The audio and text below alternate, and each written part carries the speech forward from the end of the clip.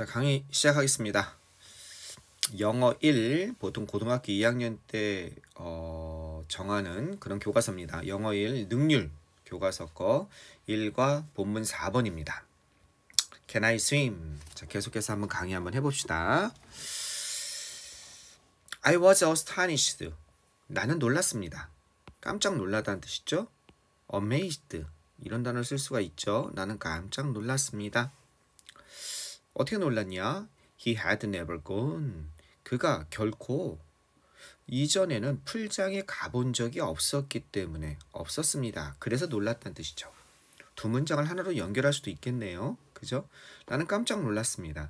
그가 이전에는 주로 before를 쓰죠. 그죠? 완료 표현에는요. ago보다는 이전에는 그 풀장 근처에 가본 적, 경험을 나타내는 거죠. 과거 완료 경험입니다.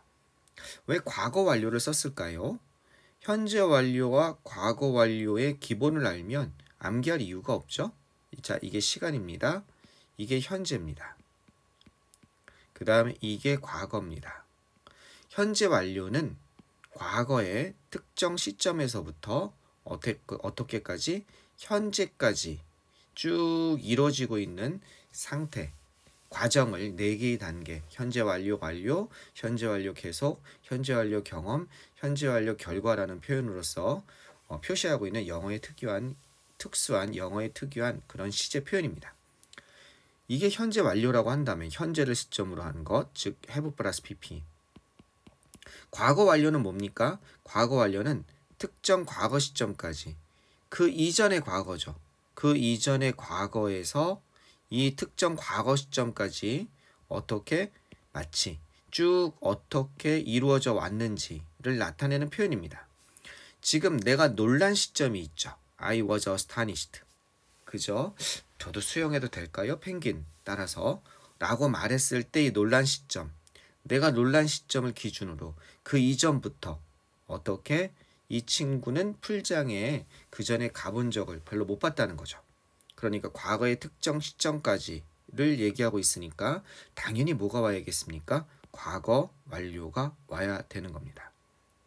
그가 그 이전에 풀장 근처에, 풀장 가까이 결국 가본 적이 없었습니다.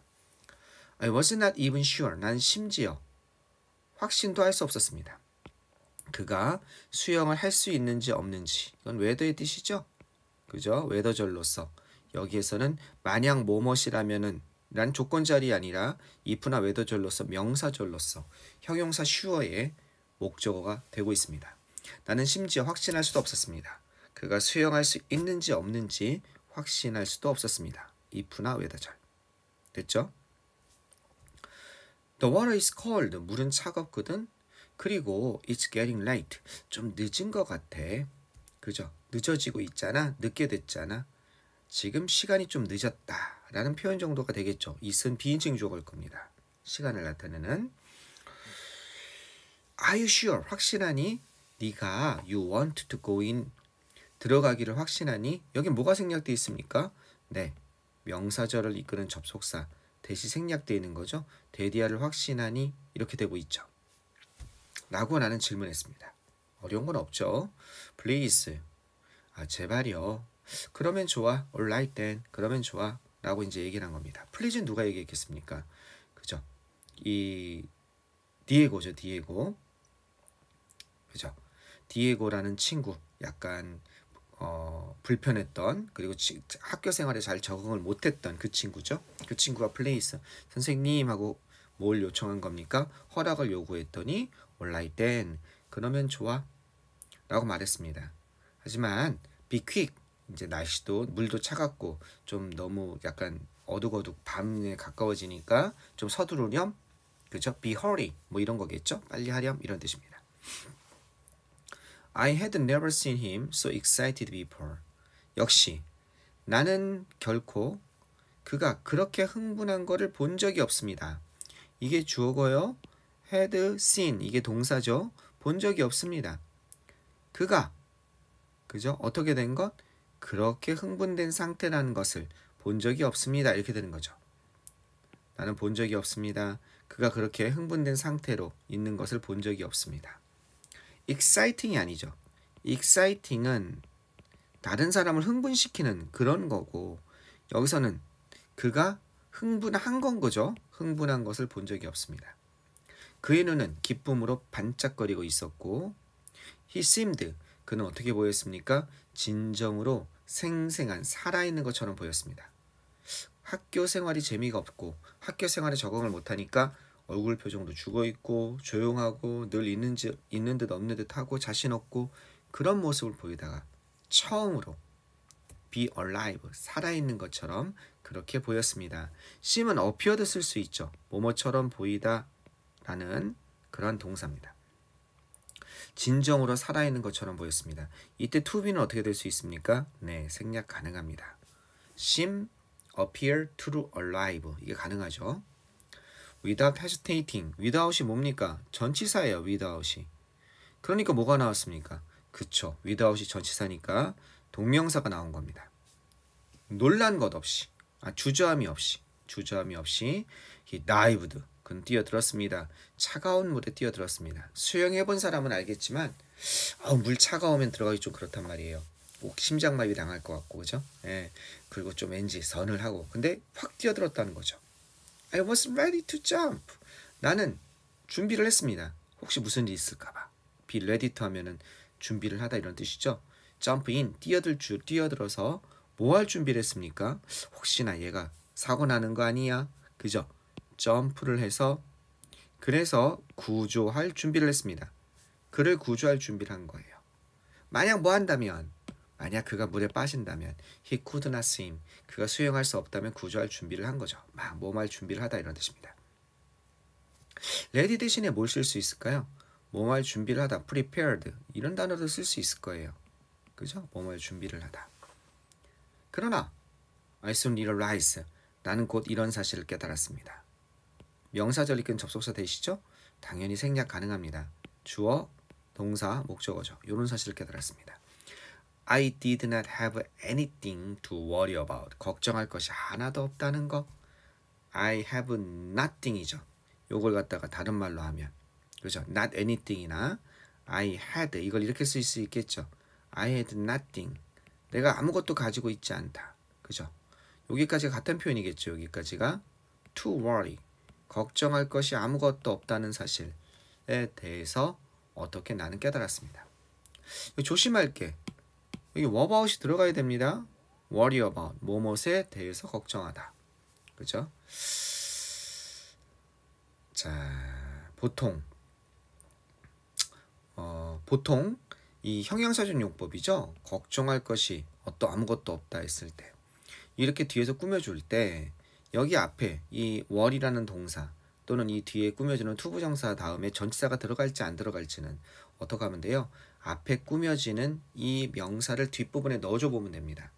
그랬을 때 바로 그 명사가 목조가 될 수 있는지 이해하시겠습니까? 예를 들어서 I need 나는 필요로 합니다. 뭘 필요해요? A chair 의자를 필요로 합니다.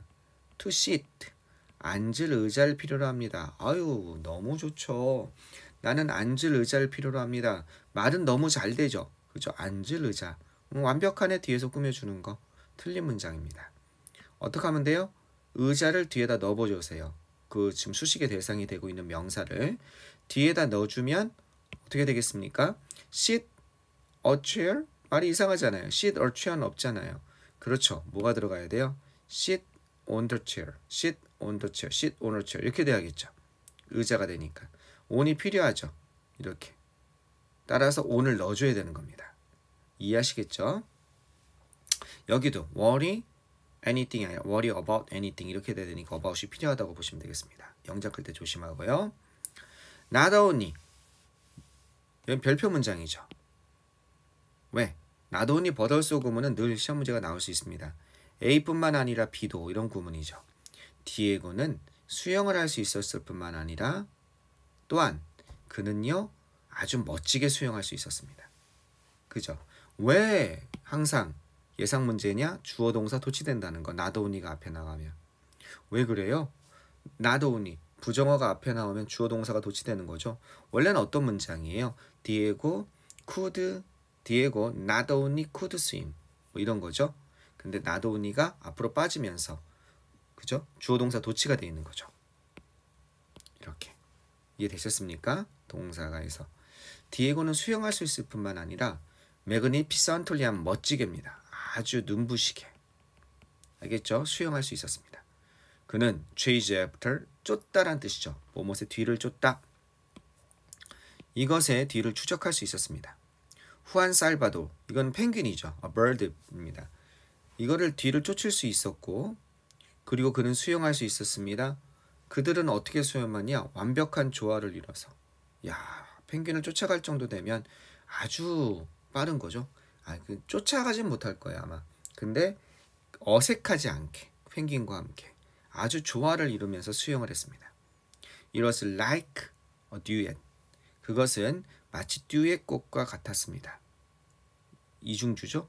바이올린과 피아노를 위해서 쓰여진 그런 듀엣곡과 같았습니다. 명사 다음에 과거분사 나온 거죠. 뒤에서 꾸며주는 겁니다. 그죠? 뭐 좀 촌스럽긴 하지만 주격관계 대명사와 비동사가 생략됐다고 볼 수가 있는 거죠.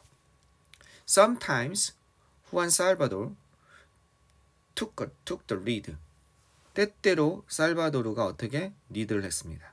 그리고 follow after 쫓아갔습니다. 그죠? follow after him. 그를 쫓아갔습니다. 여기서 힘이 가리키는 건 펭귄이죠. 디에고가. 다른 때에는요. at other times. 디에고가 앞서갔다는 겁니다. 그리고 펭귄이 어떻게 그 소년 주위를 춤을 췄습니다. 펭귄이 따라가는 건 아니고 이렇게 디에고가 앞에 가고 그 주변에서 왔다 갔다 이렇게 한 거죠. 서로 앞서고 뒤서고 수영을 굉장히 잘하는 거네요. 때때로 occasionally, sometimes 그죠? 때때로 그들은요 너무 빨리 수영을 해서 쏘된 용법이 나왔네요. 그죠? 별표 문장입니다.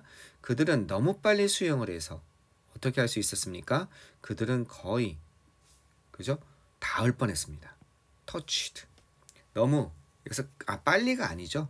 가까이 수영을 해서. 그죠? 클로즈니까 가까이 수영을 해서 그들은 어떻게 될 수 있습니까? 그들은 거의 터치 닿을 뻔했습니다. 이런 뜻이죠. 쏘된 용법. 너무 가까이 수영해서. 여기에 가까운 가까이 여기에 쏘된 용법 사이에 가까이니까 이런 거를 넣을 수도 있을 것 같아요. 그죠? 뭘 넣을 수도 있을 것 같냐?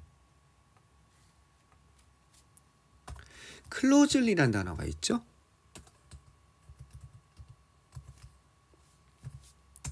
클로즐리.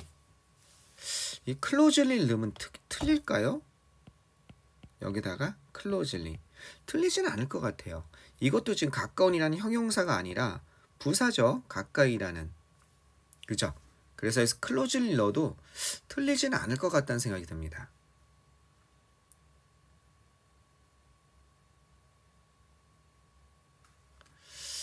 이게 좀 애매하긴 합니다. 클로즐리가.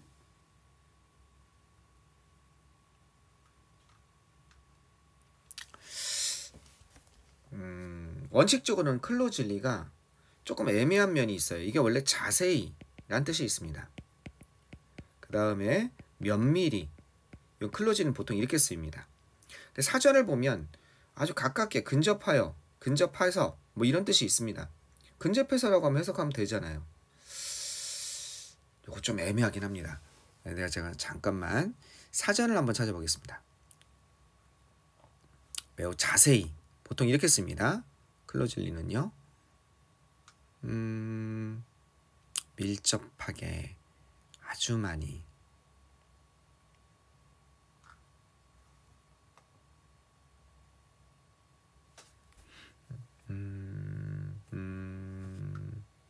클로즐리는 좀 곤란할 것 같아요. 네, 뉘앙스가 네, 밀접하게 자세히 면밀히 이런 뜻으로 되기 때문에 근접하여란 단어가 있긴 한데 좀 뉘앙스가 달라요. 그래서 여기서는 클로즈가 되고요. 클로즐리가 되면 엄밀히 얘기해서 좀 틀리는 게 되겠습니다. 알겠죠? 네. 그래서 여기서는 때때로 그들은 수영했습니다. 대단히 가까이 붙어서 수영해서 그들은 거의 닿을 뻔했습니다. 자세히 면밀히 수영한 건 아니죠. 네. 그래서 근접하여란 뜻은 뭐뭇을 자세히 관찰하다, 면밀히 관찰하다, 근접하여 관찰하다, 즉 요런 의미로서 쓰이는 거기 때문에 클로즐리는 조금 곤란하다고 보시면 될 것 같습니다. 아시겠죠? 될 수도 있을 것 같아서 제가 지금 사전을 한번 찾아봤습니다. 왜냐면 예전에 한번 그런 예문을 본 것 같아서.